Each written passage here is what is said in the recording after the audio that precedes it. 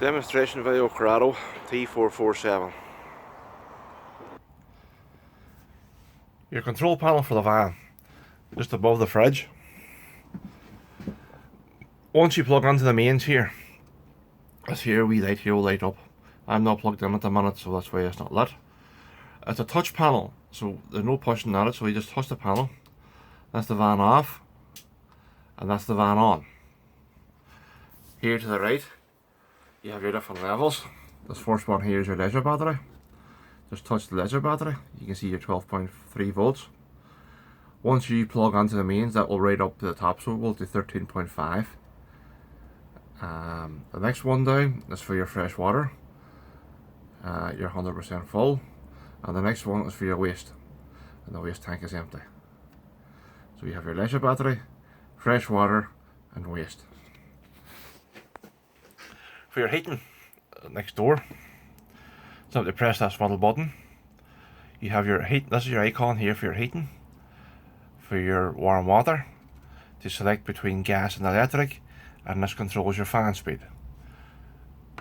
So if we want to go to the heating, see the icon is flashing, press the middle button, scroll. This is a wee scroll button.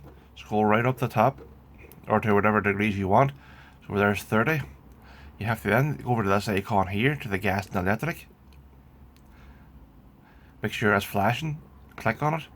We're already on gas, but we have different settings here. You can mix between gas and electric. You have two elements on electric. You have element 1 and element 2. There's element 1 and there's element 2. Element 2 is the highest. It's just a higher speed of a blow coming through the vents. And element 1, you would barely notice that it's on. So if we go down here, that's a mixture of gas and electric on element 2, and a mixture of gas and electric on element 1. Now, it would be very slow, the mixture, so you're just better to keep the gas or electric. For the maximum blow or heat, as gas is the best for the instead of electric. So to control your fan, scroll over to your fan and click on it. You have eco, high, and boost. So I'll just click on boost, and that's my heating on full on gas. Now you have to have icons above this line here, otherwise there's nothing happening. So once you select, make sure you click this button here. So for the warm water, we'll just turn off the heating here again. Just scroll right down to off, and then we're off. You can run the heating and warm water together in this. So scroll over till you have the flashing icon for the water, click on it. You have eco, high, and boost again. We'll click on boost, and the same thing again. You can control between gas, mixture, and electric. So we'll just keep on gas because I'm not plugged in. Click on that, and that's you on the water heater on gas. To turn off the water heater, go back into it, make sure the icon's flashing, click, and scroll down to off, and click again, and that's the whole thing off.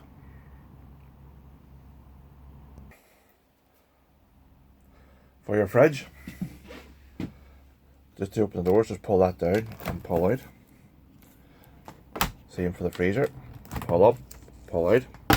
To turn the fridge on, you have 3 modes on this fridge. You have gas, electric, and a leisure battery. This is your main power button, so hold this in, and you can see the whole thing lights up. This fridge is automatic, which means if you have it on automatic setting, it will take the biggest power supply available to the fridge. Because I'm not plugged into the mains at the minute, it automatically goes to gas. If I was to start this engine now, it would change itself to leisure battery. But you can manually change these yourself just by pressing this button. The reason that's flashing is because I'm not connected to the electric. The reason the leisure battery is flashing, the leisure battery mode only works when the engine is running. It's for travelling purposes. So if you're travelling between campsites or to wherever you're going, keep the fridge on the leisure battery mode, and that will keep the fridge cool as normal. So if I want to scroll again to gas, as you can see now, it has lit up on gas. I'll just put it back to automatic. This here one controls your temperature.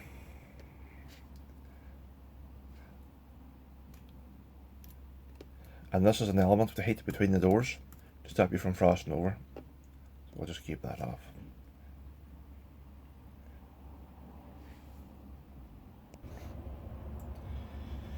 Your gas hobs. You will need a sparker for the gas hob or a match. Just simply push the knob down and light, and away you go. Just the same as at home. Grill and oven down below. Same thing again. You have a sparker on this one. So simply hold on your knob here, push that on, press your sparker, and your oven lights up.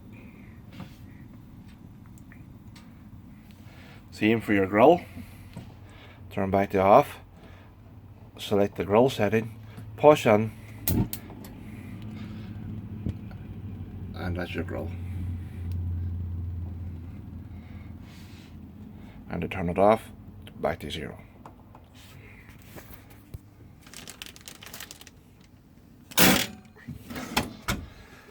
These 4 knobs here is for your gas appliances. The position they're in at the minute means they are turned on. To turn them off, just simply turn the knob straight. You really don't need to have to touch them. Them are just isolation valves for service. So that's them on there at that position. Your freshwater tank is just underneath the living area. Before you fill your freshwater tank, make sure this plug here is screwed tight. Not overly tight, you have to break very handy. So turn it clockwise to lock it. To release the water, turn anti-clockwise. That empties your freshwater tank. But when refilling, make sure it's closed. Another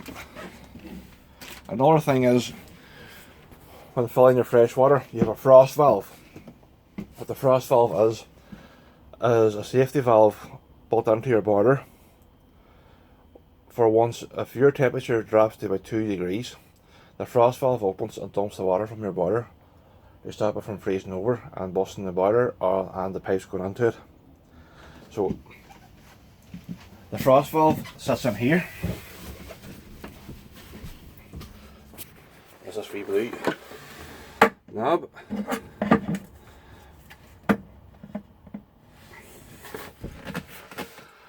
That's the frost valve. At the moment it's closed. You have this wee button and this knob. To open this frost valve, turn the knob and you can see the button pops out. At the moment now the water is emptying the boiler. To close it, turn it back in that position and press the button in. So that's the frost valve.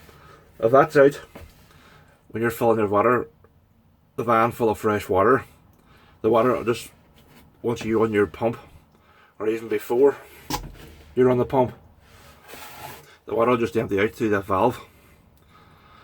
If you find on a cold day that wee button will not stay in, it's because the weather's too cold. So if you run the heating in your van for about half an hour, that wee button should stay on by itself then.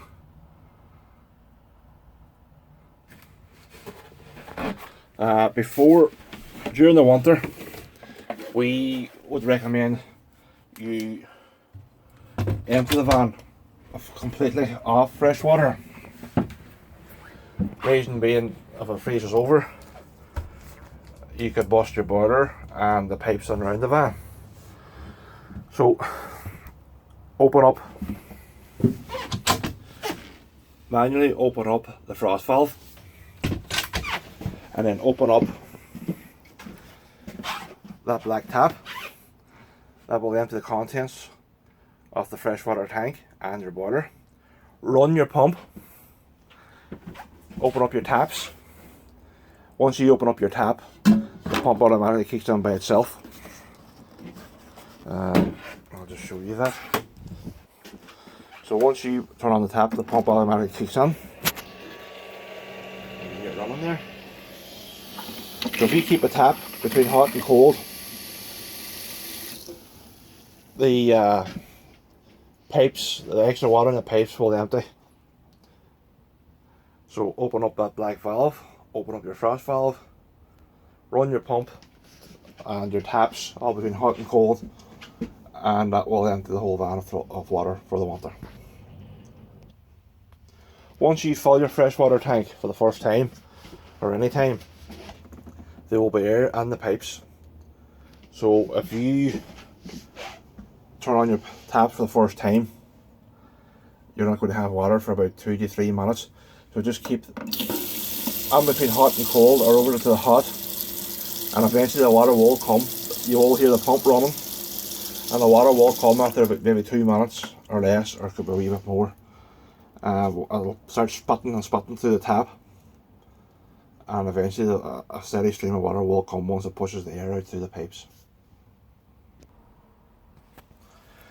Your toilet has an electric flush. Simply hold this blue button down, and as you can see, it flushes. Now everything goes into a cassette. It's a plastic cassette. It slides in underneath the toilet. As you can see, the water is laying on top of it. There's a flap that doesn't allow anything in until you open up this lever. So that's the flap open, and then make sure it's closed again. If you find you go to take out your cassette and it won't come out, there's a good possibility that this flap is opened and the cassette will not come out. So make sure your toilet is closed up.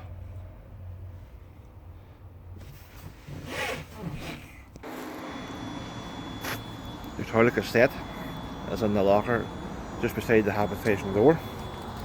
You pull it out, it pulls out the full way. Just pull up this lever and the whole thing slides out. You can then empty it in a gully, or if you're at a camping site, the proper facilities. This here's the funnel where you can empty it. This turns right out, and you just simply open up this blue tap and you just empty it down the appropriate place. So I'm putting it back on, it just slides on and clicks back into place. This locker door stays up by itself. There's a wee magnet built into the van, and she stays up by itself.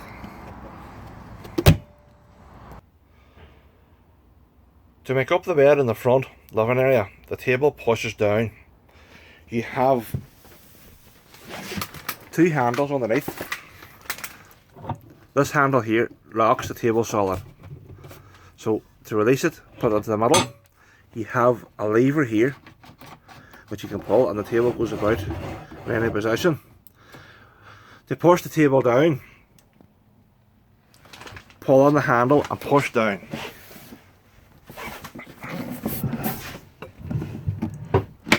Let go of the handle and it locks into place.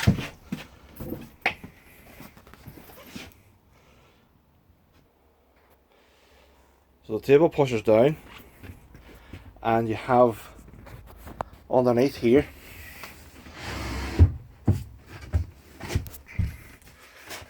this rolls in and out, and it comes out to meet the table.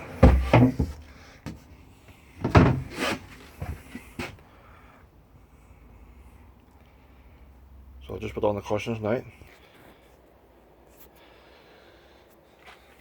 That's the bed made up in the living area. You can see you can swing around the passenger side seat for extra room if you want to lie across this way, or the driver's seat also swivels round.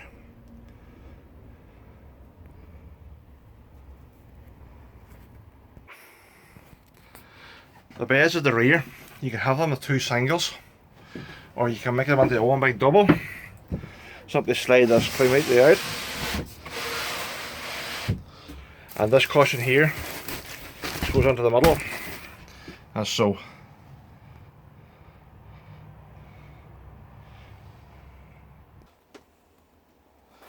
You have a mains trip switch.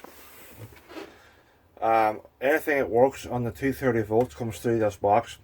It's just the exact same as what you have at home. So if you find that something's not working, like your fridge not working on the mains or your van's not charging, just make sure that them trips is up. It's just the same as at home. If a fault comes on, the trip will bounce down. So if you find if you have a fault, just check your trip switch that the trip's not pulled down. Underneath the driver's seat is where your leisure batteries sit, and underneath the passenger seat you have your fuse box and battery charger. So anything to do with the 12 volt supply, the fuses is underneath the passenger seat. The gas locker holds two 11 kg bottles. To simply turn on and off the gas is the tap up here on top of the bottle. At the moment this is turned on, so you turn it anti-clockwise to turn it on. To close it off, turn it clockwise. That's your gas turned on. To change over from bottle to bottle, you loosen this nut here. This nut is left hand thread. There's a spanner here for the job. It's left hand thread, so instead of lefty loosey and righty tighty, it's lefty tighty, righty loosey. There's a wee small O-ring inside this, so make sure that's still on the pipe when you're changing over bottles, otherwise you will leak gas. So remember, it's left hand thread. And to turn it on again, just turn anti-clockwise.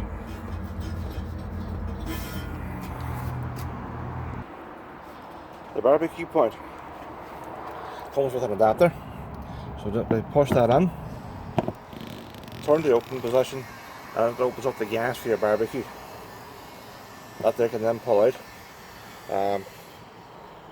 You attach the gas hose from your barbecue onto the end of that, so that'll be left in your starter pack. To lock the doors in this van, put in your key and turn to the lock position, then push in, and the wee catch stays in by itself in the lock position. To open it, just simply release it. So to lock it, turn the key to the lock position and push in, and to open it, turn anti-clockwise to open it.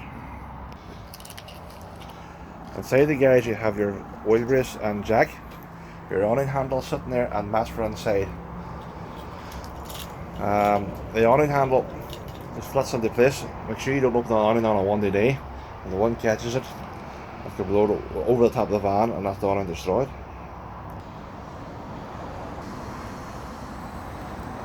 This wee thing here is the exhaust for your heating, so that's, you don't have to worry about that. That's just for to extract the exhaust fumes from your gas heating. Here is where you fill up your tank of fresh water. And to open the bonnet, the passenger side is just here.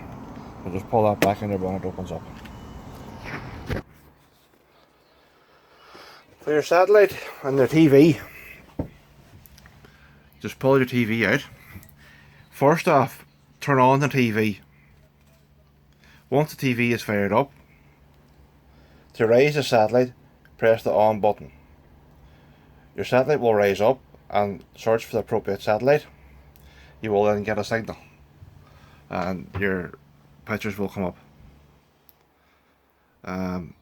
To lower the satellite, before you turn off the TV, press park. As you can see, your antenna is off there now and you have no picture. Your satellite is lowering down to the van. Wait till the satellite is fully lowered and then turn off the TV.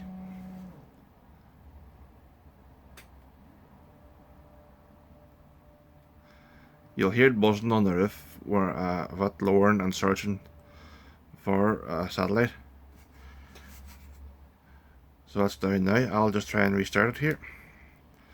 So the TV's off. Turn on the TV.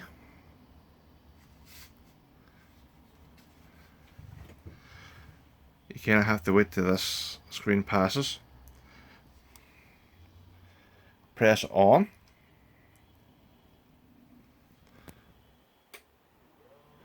The satellite is now raising up. It will search for your satellite.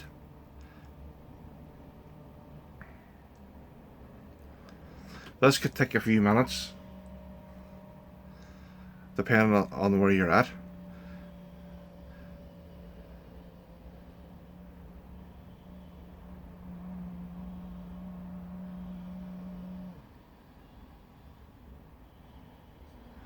And that's you now. So remember, turn the TV on first before you raise the satellite. And before we turn off the TV, just press the power button.